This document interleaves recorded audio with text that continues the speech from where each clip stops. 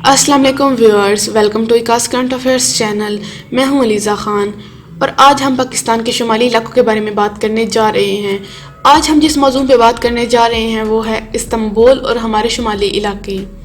میرے ایک محترم دوست کا کہنا تھا کہ جن کی اولاد نیک، لائق اور فرما بردار ہوتی ہے وہ والدین بہت ہی خوش نصیب ہوتے ہیں۔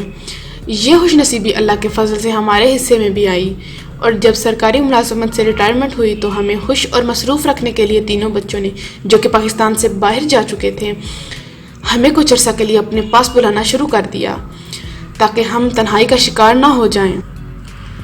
اس حوالے سے ہمارا ترکی کے شہر استنبول میں 4 مرتبہ جانا ہوا۔ پاکستان کی تاریخ چونکہ بہت پرانی نہیں ہے، اس لیے اس کے سیاحتی مقامات کا ذکر بعد میں آئے گا۔ فی الحال پہلے استنبول کا ذکر ہو جائے۔ وہاں ہمارا مولانا رومی کے شہر کو نیا بھی جانا جاتا ہے، لیکن 3 بار حضور اکرم صلی اللہ علیہ وآلہ وسلم کے قریبی ساتھی حضرت ابو ایوب انصاری کی جائے مدفن ایوب سلطان استنبول جانے کا موقع ملا۔ حضرت ابو ایوب انصاری نے اسلامی دشمنوں کے خلاف تمام جنگوں میں حصہ لیا اور استنبول تک پہنچنے کا مقصد بھی یہی تھا، لیکن اس وقت ان کی عمر بہت زیادہ ہو چکی تھی اور ان کی وفات بھی اسی وجہ سے ہوئی۔ جب حضور صلی اللہ علیہ وآلہ وسلم مکہ سے مدینہ کی طرف ہجرت کرنا پڑی تو ہر کسی کی خواہش تھی کہ حضور کی مہمان نوازی کا موقع ان کو نصیب ہو، اور ان کی اونٹنی مدینہ میں داخل ہوئی تو ہر کوئی گھر سے نکل کر ان کا استقبال کرنے اور مہمان نوازی کا شرف حاصل کرنے کے لیے بے چین تھا۔ ان کی اونٹنی ابو ایوب کے مکان کے سامنے رکی، لیکن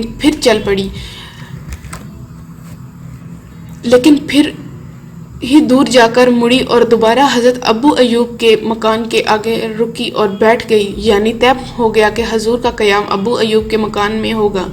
ان کا مکان 2 منزلہ تھا۔ گھر کے افراد نچلی منزل پر آ گئے تاکہ حضور صلی اللہ علیہ وآلہ وسلم اوپر والی منزل پر رہیں، لیکن حضور نے نچلی منزل پر ٹھہرنا پسند کیا۔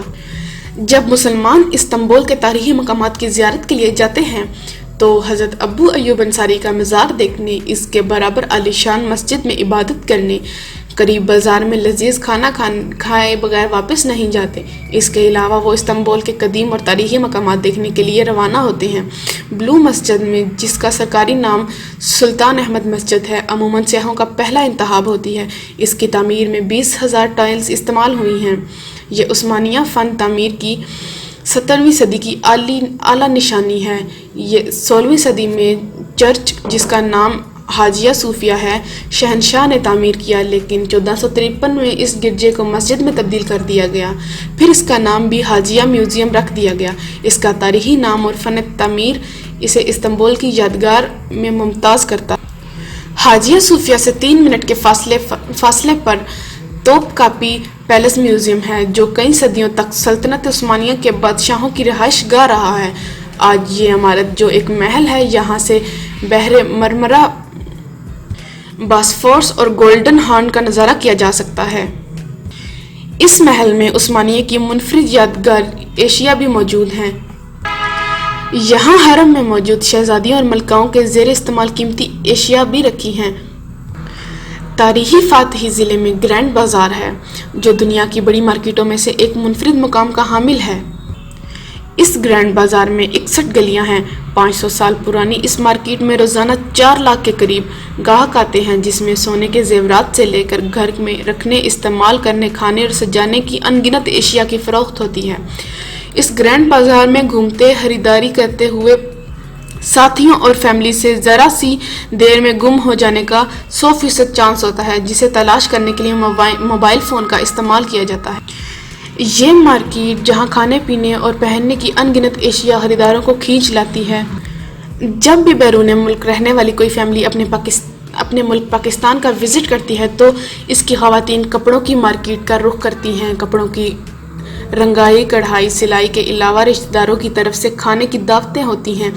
مرد حضرات اپنے اسکول، کالج اور محلے کے پرانے دوستوں کے ساتھ وقت گزارتے ہیں اور پھر واپسی کے دن قریب آ جاتے ہیں۔ انہیں اپنے شہروں میں انجوائے کرنے والی کوئی جگہ نہیں ملتی۔ انہیں کوئی نہیں بتاتا کہ تمہارے پاکستان کے شمالی علاقہ جات میں ایسی جگہیں بھی ہیں جو سیر و تفریح کے لیے قدرت نے عطا کر رکھی ہیں، اور وہ منفرد اور دلکش اور عجوبہ ہیں جو دنیا کی بہترین بستیوں میں شمار ہوتی ہیں۔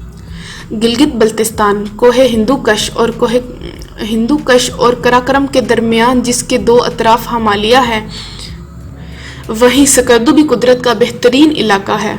سکردو اور بہت سی جگہ پر دنیا کی خوبصورت ترین لیکس بھی ہیں۔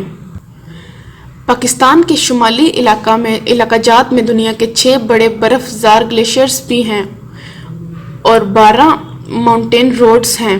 اس طرح 12 ماؤنٹین پیکس ہیں۔ یہ دنیا کے وہ چند عجوبے ہیں جن سے دنیا کو تو چھوڑیے ہم بھی ابھی تک ناواقف ہیں۔